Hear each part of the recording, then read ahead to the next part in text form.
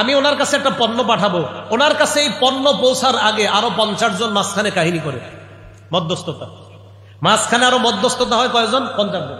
ওই 50 জন আমি আপনার কাছে 5 টাকায় পাঠাইছিলাম, এরা আপনার পর্যন্ত পৌঁছাইছে 500 টাকা। ওই মাঝখানের যারা এরা এটা বাড়াইতে বাড়াইতে তার পর্যন্ত পৌঁছাইছে।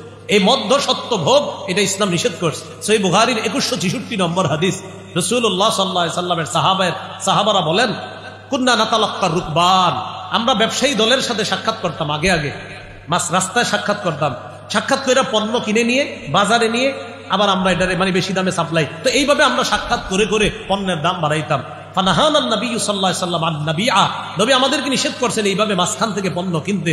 হাত্তা ইউবলাগা বিহি সুকুত তাআম, খাদ্যের বাজারে খাদ্য পৌঁছার আগ পর্যন্ত মধ্যস্থতা অবলম্বন করতে নবী আমগরে নিষেধ করছে।